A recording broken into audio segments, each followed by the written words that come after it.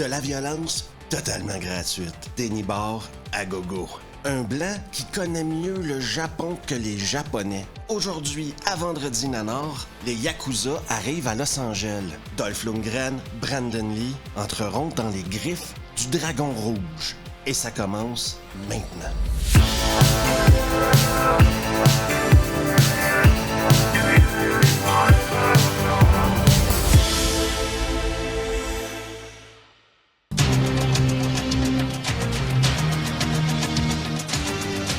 Gros plan sur des tatouages, musique remplie de tension, un katana. Je pense sincèrement qu'il va y avoir des Yakuza dans le film. Et ça, c'est juste le générique. Parce qu'après le générique, on voit Dolph Lundgren arriver comme Tarzan sur un ring de combats illégaux. Perfecto en cuir avec un soleil levant dans le dos et sa magnifique crinière blonde. Tanaka, je ne t'ai pas déjà dit que c'était illégal et que ça me foutait en rogne. Sauf que les Yakuza, flics ou pas, blonds ou pas, ils sortent les armes auto et ils commencent à tirer partout.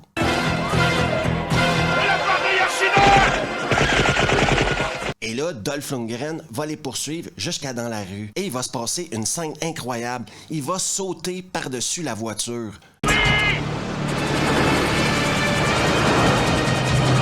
Voici ce que ça aurait dû être dans la vraie vie.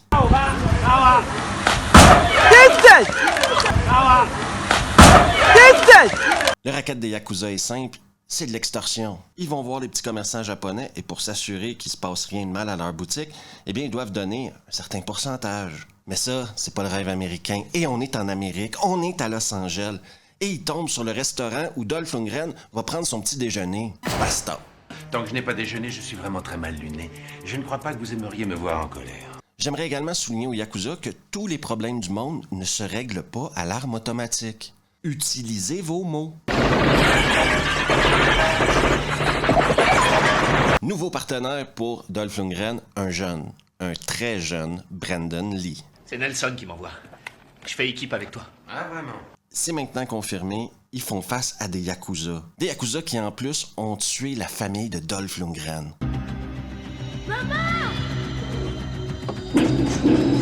Ça se complique parce que le mec va se suicider dans la salle d'interrogation. Il va lui-même se casser le cou.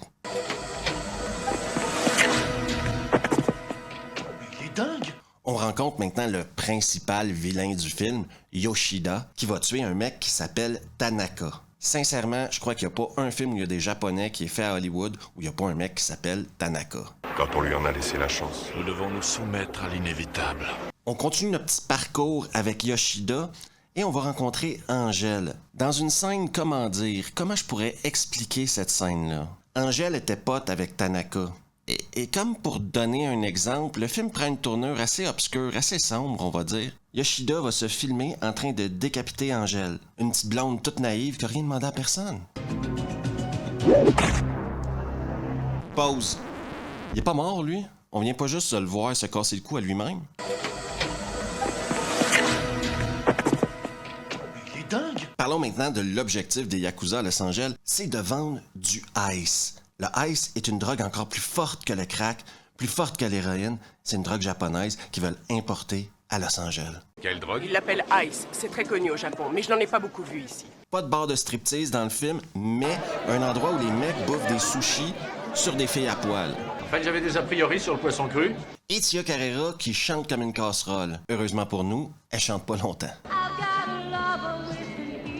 T'as vu la fille qui chante? Et encore mieux pour le spectateur, baston. Attention! Un truc qui m'interpelle dans ce film-là, c'est que Brandon Lee et Dolph Lundgren sont des flics. Mais tout le monde agit comme s'ils étaient monsieur et madame tout le monde. Ça pointe un flingue sur eux, ça les menace. Je les sens pas très amicaux, ces types. Et quand Dolph va voir Yoshida, il va le reconnaître. Flashback.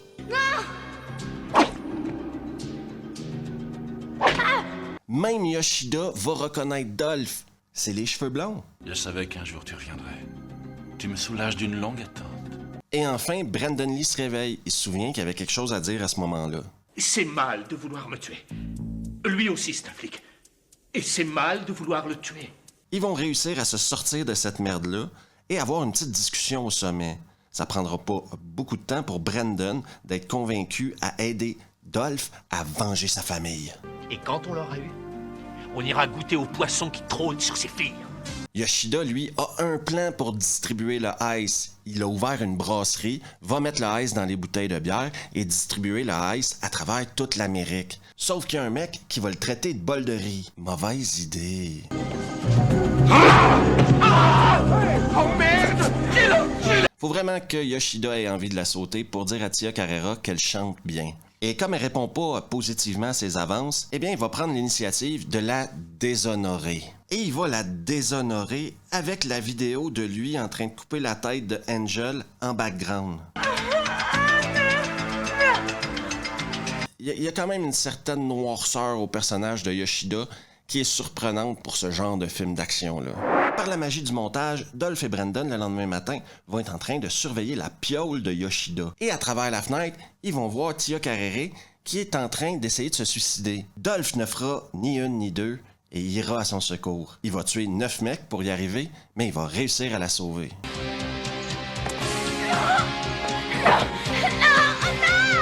Salut toi qui regarde Vendredi Nanar. Pourquoi ne pas t'abonner juste ici? Laisse un pouce bleu, activer les notifs, partage la vidéo. Et on retourne maintenant à Dolph Lundgren qui soulève des voitures. Dans ce film-là, Dolph Lundgren est un super-héros. Pas de farce, il lève une voiture. Il va ramener Tia dans son spacieux loft d'inspiration japonaise et aller s'occuper de Yoshida. Yoshida, en pleine journée spa santé dans un superbe bain japonais, devra faire face à Brendan et Dolph. Encore une fois, les flics ne reçoivent aucun respect des gangsters dans ce film-là. Mon père. Mais ça, Je dis ça, je dis rien, mais après 45 minutes à tuer des mecs, ils ont jamais appelé de renfort, on n'a jamais vu leur chef leur chier dessus, et ils ont fait aucune paperasse. Et après la baston dans les bains, eh ben, ils se sauvent carrément de la police. Afin de se sauver de Yoshida, et peut-être même de la police, Dieu sait, ils vont aller passer un peu de temps dans le chalet d'inspiration japonaise à la montagne de Dolph. Cette femme est un double. Il ne s'agit pas de Tia Carrera. Parlant de Tia, dans les 24 dernières heures, elle s'est faite violer, kidnapper, elle a vu des mecs mourir, et pour gérer sa peine intérieure et son stress, elle va aller s'offrir à Dolph, bien sûr. Des moments pas faciles pour les deux personnages qui se rejoignent à quelque part à travers un moment de tendresse. Cette fois, je t'ai senti arriver. Et maintenant qu'on a eu une scène de cul, embuscade! On est dans la merde, Terreur. Brendan Lee, lui, a une réplique logique. Te fais pas tuer. Toi non plus. Ils vont hyper bien se défendre, mais les Yakuza sont trop nombreux et ils vont prendre Tia Carrere en otage. Il y a malheureusement pas d'hélicoptère dans le film, mais il y a une scène de torture. Entre deux cycles de cuisson, n'oubliez pas de nous arroser. C'est vrai, ça. Et moi, je vous pose la question. Si Dolph est capable de sauter par-dessus une voiture, si Dolph est capable de soulever une voiture, est-ce que vous croyez sincèrement qu'il sera pas capable de se défaire de ses liens présentement, là? J'ai bien mal tourné. Bien sûr qu'ils vont s'évader, mais moi je suis personnellement très inquiet pour Dolph qui est en slip depuis au moins 10-12 minutes dans le film. L'hypothermie, c'est dangereux. Ils tomberont encore une fois dans une embuscade.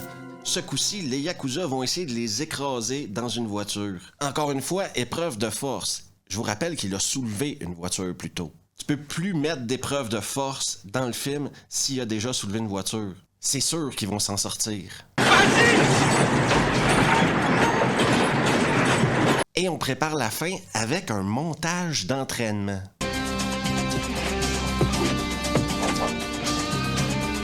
Kimono, bandeau, Dolph est prêt pour l'Halloween. Encore une fois, on s'en va dans une situation où nos deux protagonistes ont pas beaucoup de chances de réussir. Plus ou moins 2 contre 25, des armes automatiques partout et Dolph Lundgren déguisé pour l'Halloween. Merde.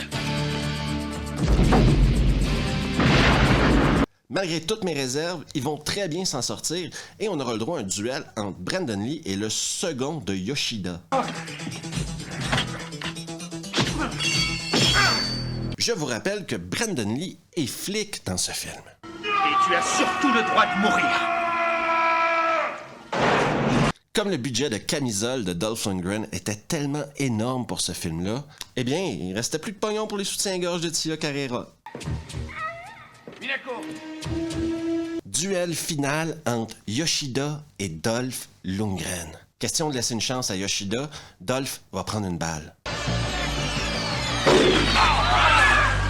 Deux mecs torse nu avec des katanas dans les mains devant 300 témoins à peu près, en pleine parade. Et je vous rappelle que Dolph Lundgren joue un flic dans ce film.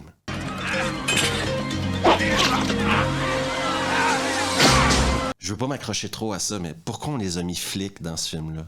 Je vous confirme qu'il n'y a aucune arrestation qui a lieu dans ce film-là.